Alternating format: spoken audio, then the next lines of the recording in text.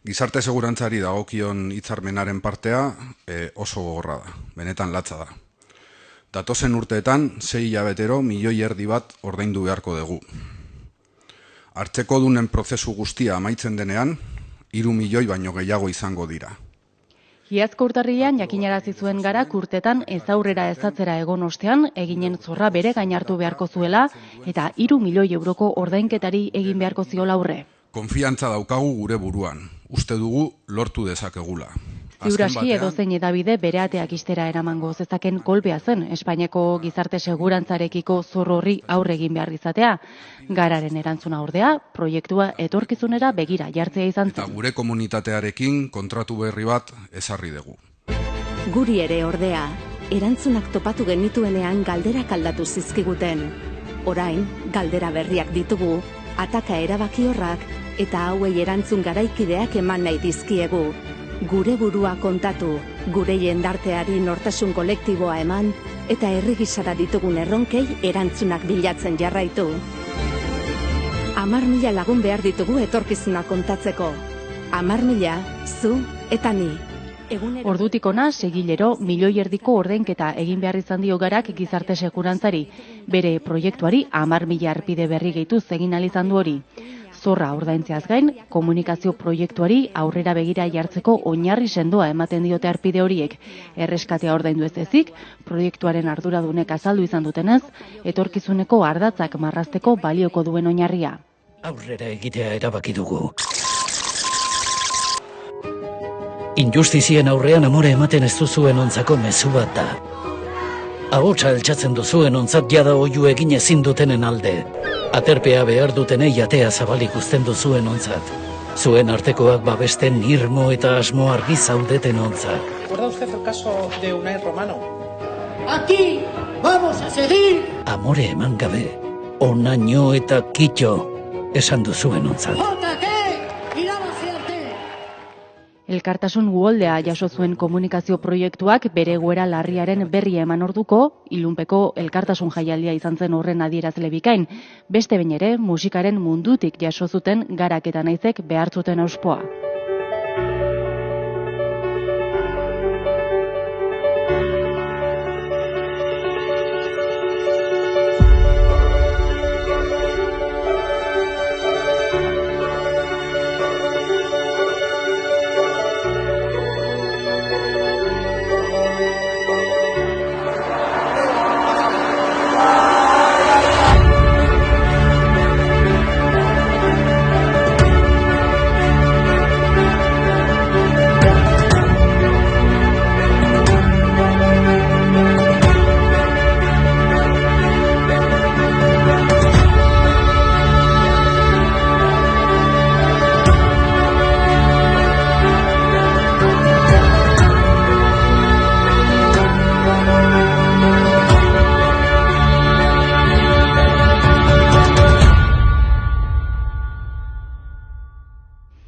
Eta guzti honetan, koronavirusaren pandemia.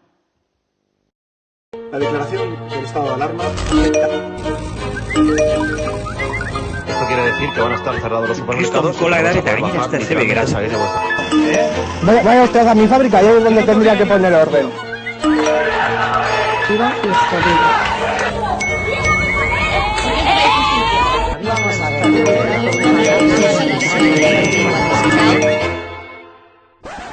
Pausa garaia da.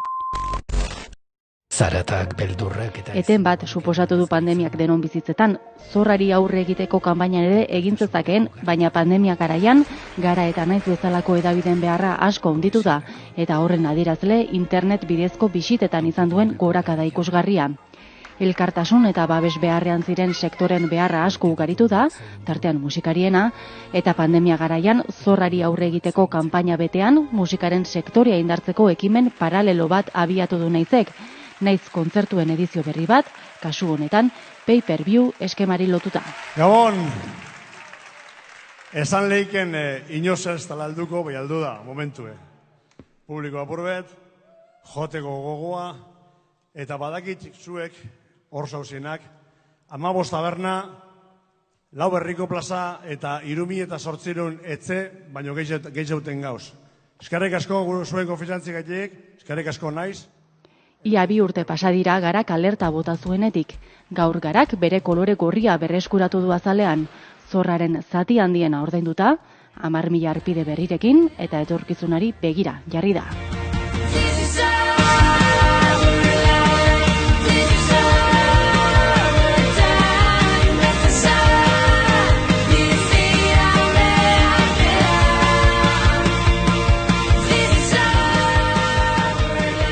Egunon.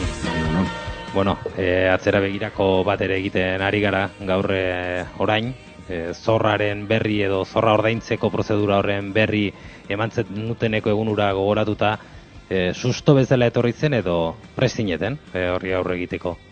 Bi gauzak aldi berean.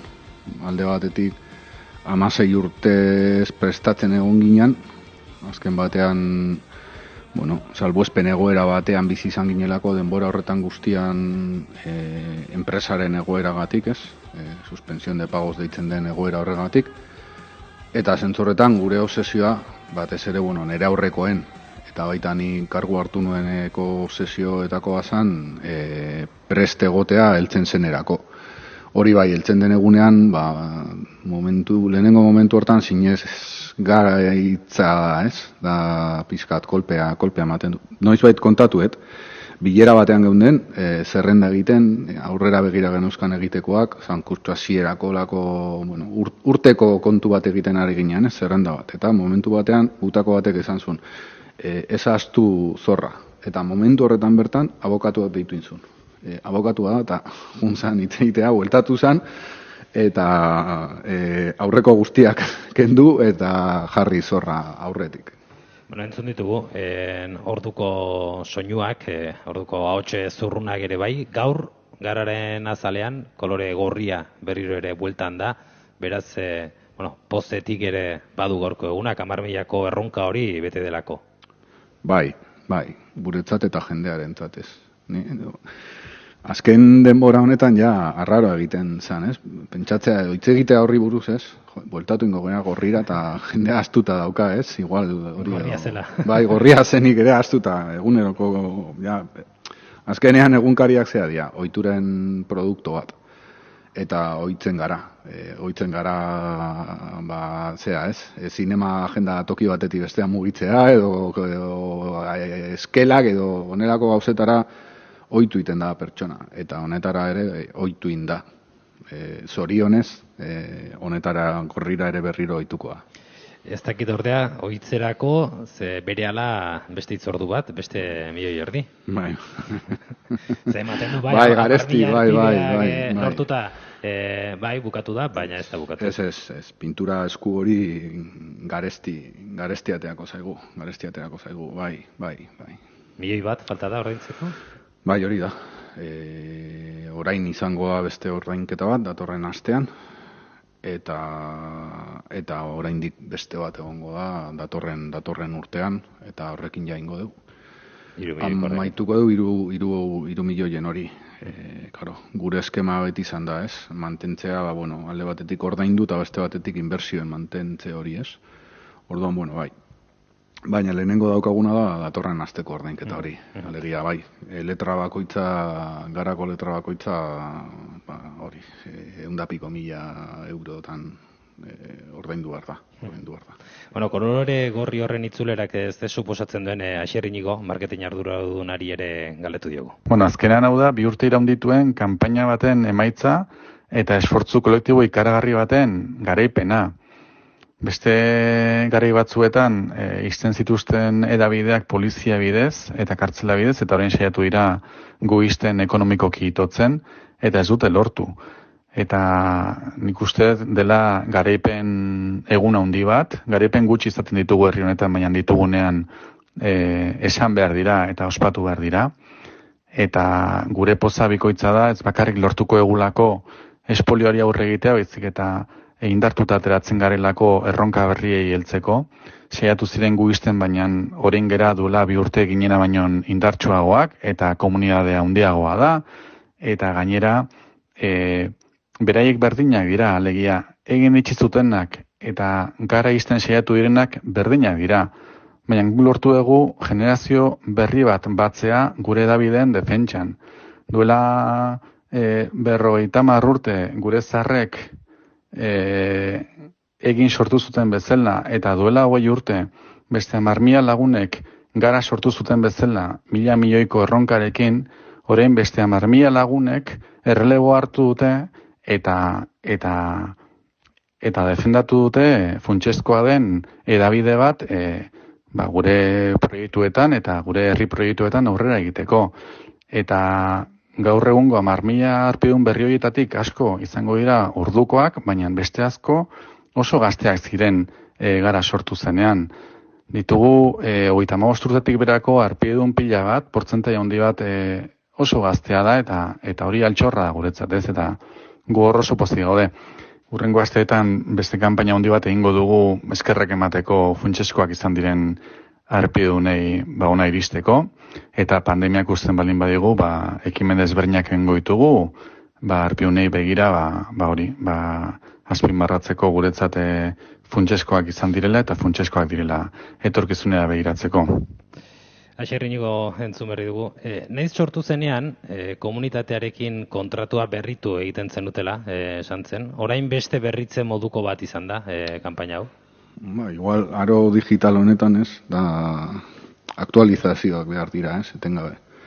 Behar dezu aktualizatu kanpo kaldearekin, behar dezu berritu, zure burua berritu, behar dezu egunean egon.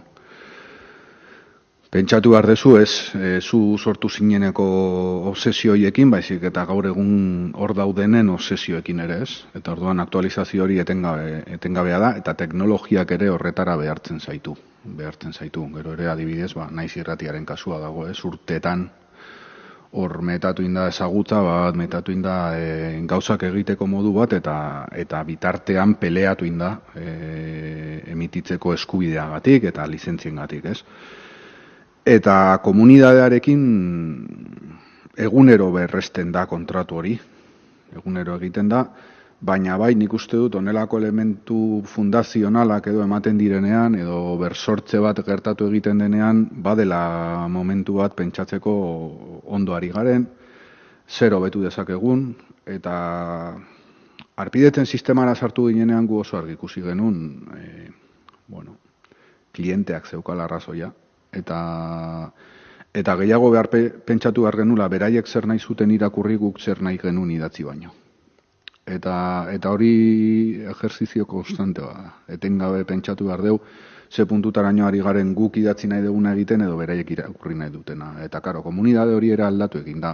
Gaur egun, sekula baino egunkari gutxiago paperean saltzen ditugu, baina sekula baino edapen handiago dauka gure komunikabideak. Orduan, nola heltzen zaion jende horri, gure informazioa, gure iritzia, gure analiziak, zeintzuk dian beraien moduak horri heltzeko dauzkaten edo ez dauzkaten prejuizioak, alegia, Euskal Herriaren nola aldatu egin dan, ez, tarte hontan.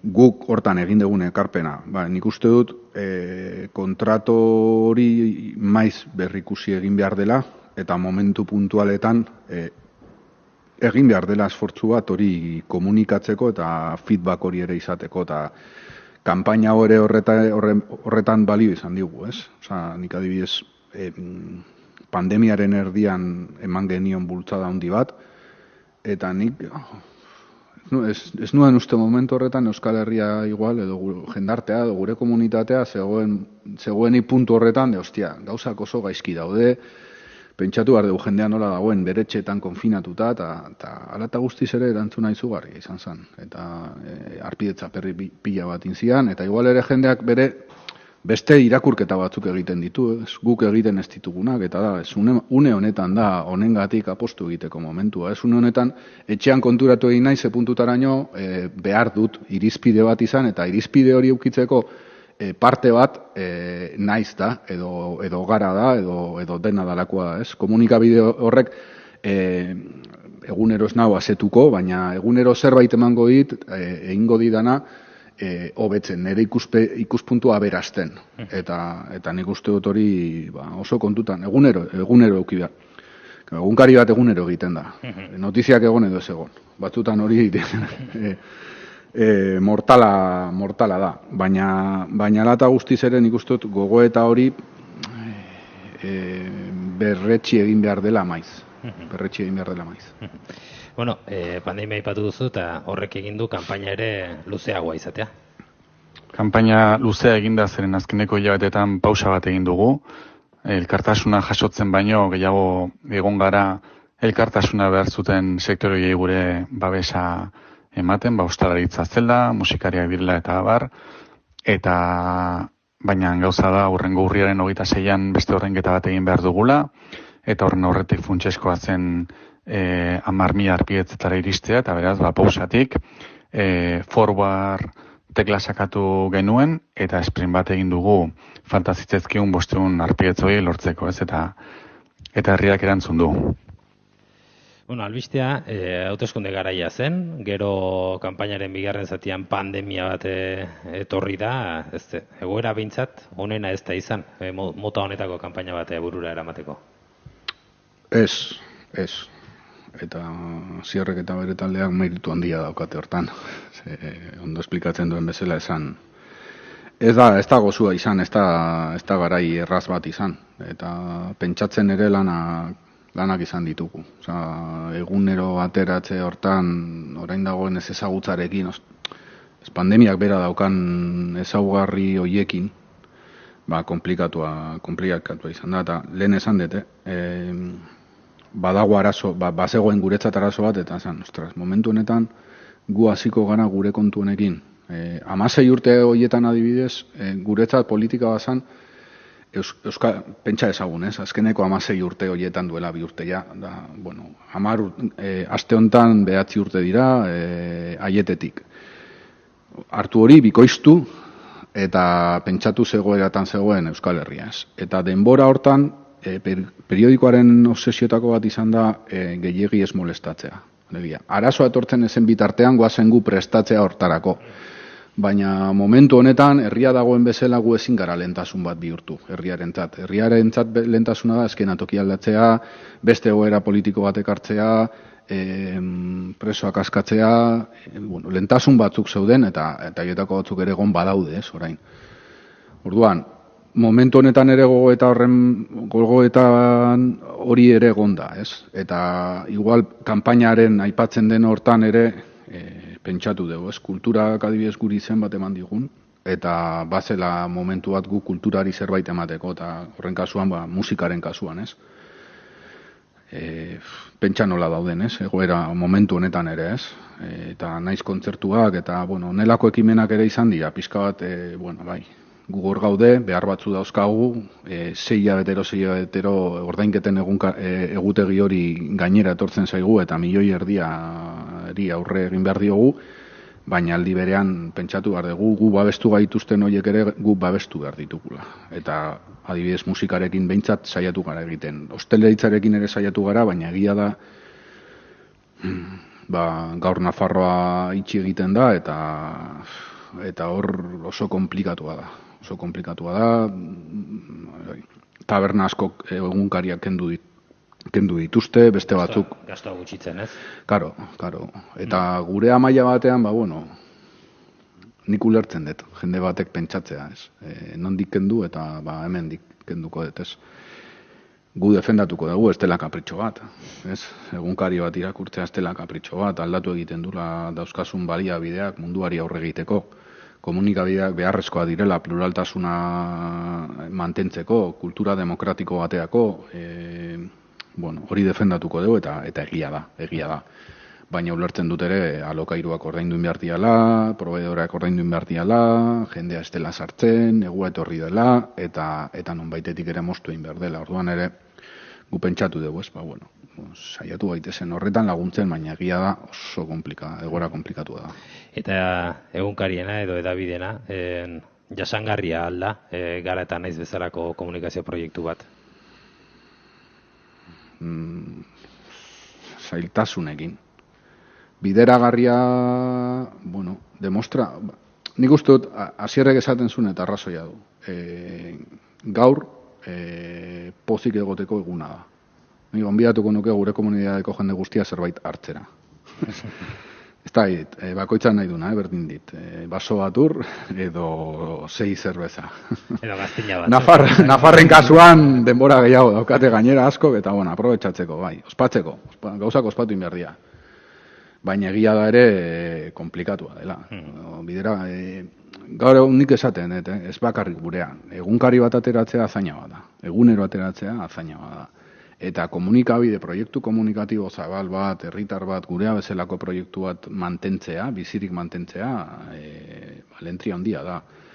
Ez egiten dugun ona, balentria handia da, gurea bezalako herri txiki bat entzat. Munduan ez da gurea bezalako esperientzia asko. Gehienetan, nik ezagututa, saiatu diren gehienetan kale egin dute. Eta gurea honetan tematu egin da, eta egia da, belaunaldiz belaunaldi, mantendu egiten dula konpromiso hori eta obsesio hori, ez? Gu ez gara herri letratu bat izango, gu ez gara analfabetismo funtzional bat eukiko duen komunidade, mugimendu, herri, nazio bat izango, eta nik uste dut hori balioan jarrin behar dela. Baina, ezin da estali edo ezin da mozorrotu horren atzean dagoen esfortzua. Eta da, esfortzua hori, osteleritzak egiten duen hori, ez? Nonbaitetik kendu eta ez dut egunkariak kenduko. Edo neretik kendukoet egunkariarentzat, edo komunikabidearentzat, irratiarentzat, eta hori gauza handia da. Herri batentzat hori gauza handia da. Panorama komplexua da, edabidena, transizio digital betean, baina handienak ere krisian ikusten ditugu. Aukera berdintasunei dagokionez, denek aukera berdinekin lehiatzen dute komunikabideen eremuan? Argi dago ezetz. Zergatik ez? Pentsaz, jendea laguntza jaso dituen bitartean, gu 6 hilabetero 1,5 milioi bat ordaindu behar izan dugu, ez?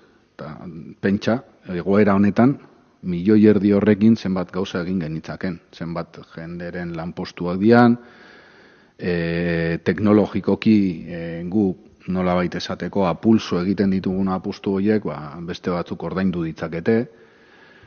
Nik uste dut hori egoera honetan ezin dela defendatu.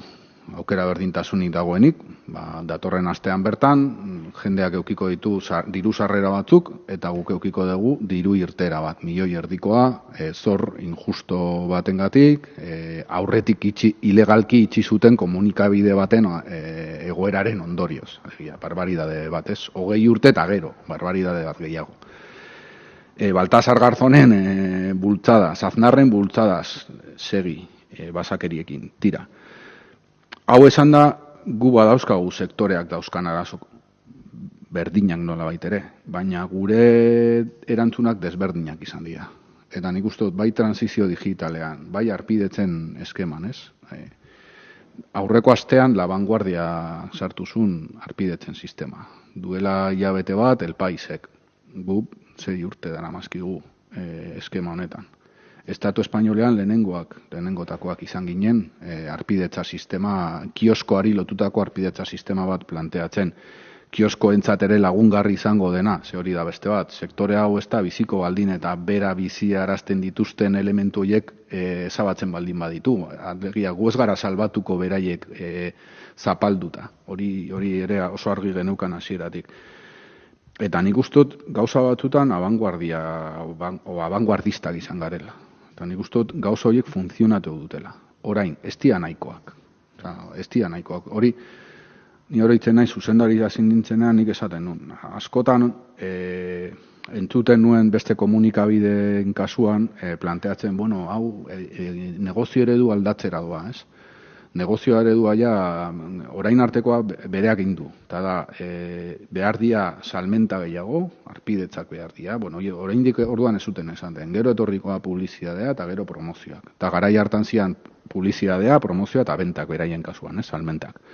Gutxien salmenta zeuskaten. Guk gehien beti salmentak izan ditugu. Hori izan izan, norbada puntuatzuen kasuan, publizitatea orduan ere etzela lehen. Ez, eta ez da izango sekula.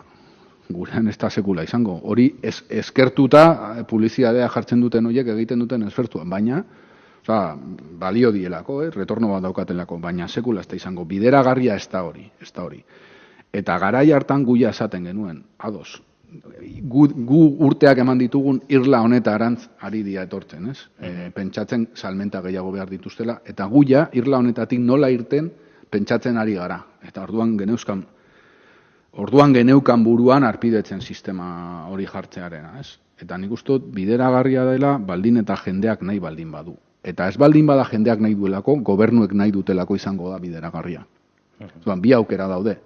Edo jendeak babestuko du komunikabide bat, edo gobernuek eta erakundek babestuko dute komunikabide bat. Eta gobernuek eta soilik gobernuek babestutako komunikabideen kasuan bat baldin bada publikoa da. Baina asko baldin badira pluraltasuna beti egongo da, bueno, kaltetua aterako da. Hor besterako apustu bat ere, eska daiteke ez da, gobernuetatik sektorearekiko besterako apustu estrategiko bat egiteko beharra ere aldarrikatu izan duzu, zuri behin jotan entzun izan dizut? Bueno, erain daukate aukera, ez, berekin. Aldaketak ekarri dituzte eta egin nahi dituzte eta igual korrontearen kontra noa, hau esaten, baina uste dut EAJak apostu bat egin duela EITB-en aldaketak emateko. Eta bestela nik ez dut ulertzen Andoni Aldekoa bezalako pertsona hainbeste talentoa daukan pertsona bat hor jartzea, eserrez egiteko baldin bada. Orduan, egia da esaidala gustatzen nola hartzen diren erabaki hauen gaur egun, iruditzen zaite egongo ziala modu hobeagoak, baina gobernuaren ikuspuntutik ez dut agian Andoni Aldekoa baino pertsona hobeagorik ikusten publikoa balitz ere, konkurso batean aurrera ateratzeko. Eta iruditzen zait hor badagola, asmo bat, gogo bat, orain arte egintera ausartu ez direna egiteko. Behintzat, bestela engainatu dute, bestela Andoni Aldekoari zerbait, hori da, esan diote ez, zerbait iteko zatoz eta ez du aukerarik izango. Hola, agian ez da lehena,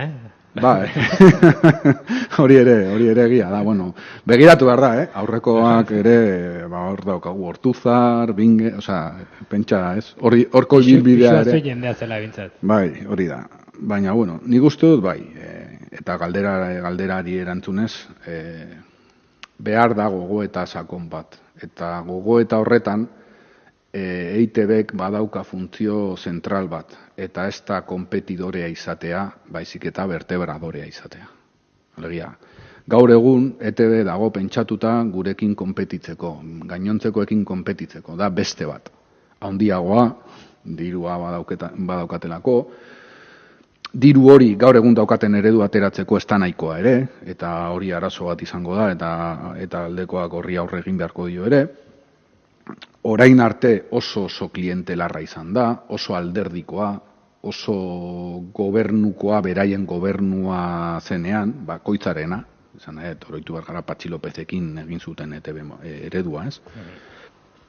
Eta hori ez da bidezkoa, ez da onuragarria, ez da positiboa, eta ez du ezer ekartzen. Eta gainera, epemuga iraungitze data dauka. Ez du askorako irango. Orain arte balio die, ez? Hauteskunde batzuk irabasteko, margen hori izateko beti, ez? Gaineko margen hori. Baina hori ere agortu egingo da. Eredu hori agortuta dagolako orduan. Bai, ikasieratik dei bat egin dut horren alde. Horrek behar du aizkora duenak moztu dezala, eta behar du. Hor behar da, aldaketa sakon bat, behar da iraultza bat, ez da nahikoa hemendik kenduta hor jartzearekin. Hor behar da beste paradigma aldaketa bat. Eta sektoreak behar du Euskal Herrian gurea, bezalako herri txiki batean, hori gabe gu saiatuko gea. Gu ez diogu utziko gurea egiteari horregatik. Baina bai uste dut hori lagungarria izango zela beste indar bat izateko. Herri bezala beste indar bat izateko. Bueno, bi urteko fase baten itxieraz ari gara, eta azken kontu bat, galetu nahi dizuke, bi urte hauetan 10.000 arpide gehiago lortzea erronka, zorrari aurre egiteko oinarri bate ezartzea,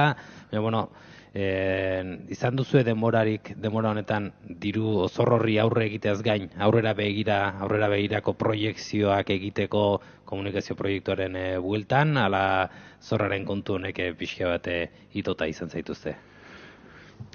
Bi gauzak egia dira. Itota egon gara, baina ura sudurraren azpian geneukanean, ez geneukan besterik buruan. Eta da, zer egingo dugu aurrerago. Honi aurre egiten diogunean, zeintzuk dira jarri ditugun oinarriak aurrera egiteko. Eta nik uste dut, aipatu da belaunaldi berrien kontua, hasierrek aipatu dut hori oso garrantzitsua da. Nik uste dut ere hor dagola hizkuntzaren kontua, hizkuntzaren auzia, euskerarena, eta beste bi hizkuntzena ere, frantsesa eta gaztelerarena, eta ziur asko laugarren batena ere, baina horretan ez dugu pentsatu oraingoz.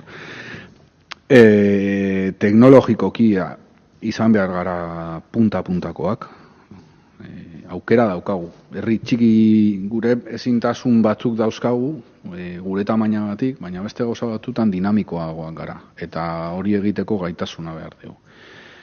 Eta, gero ere pandemia erdian tokatu danean, igual buruan geneuzkan gauza batzuk, adibidez espazioen antolaketa, bera ez, hori ere aldatu egin da, eta ez dakigu nola izango den. Izango dugu, une honetan redakzioa iaia erabat etxetik ari dela, lanean? Erabat. Bai, salbuespen gutxi batzuk daude, arrazoi desberdinengatik, baina oso ulergarriengatik, baina danok etxetik ari gara. Eta hor badago arazo bat ere ez, hain zuzen ere pandemiaren izaeragatik, eta da, igual, presentziala beharko luketen gauzak egia da, gu prest geundela lehenengo egunetik etxetik egiteko. Oso ituta geunden eta hori oso erraza izan da. Parte hori, arazoak ekarte ditu, ze kontatuko dizuet, bakoitza bere etxean bizi izan dituenak, nahiko dira testigantza bezala, baina egia da, presentziala behar dana da lantaldeen dinamika bat. Eta, lantaldeak ezin dituzu, gurean ezin dituzu lantaldeak bildu. Lantaldeak biltzen bada dituzu, hor arriskuak sortzen dialako, ez? Lantalde bat erortzen baldin bada, sekzio bat erortzen da, zuzendaritza erortzen da, bestia. Orduan hori ere pentsatu behar du. Aurrera begira gauza dauzkagu. Danak ez ditut kontatuko, baina... Inor ez da entzuten ari.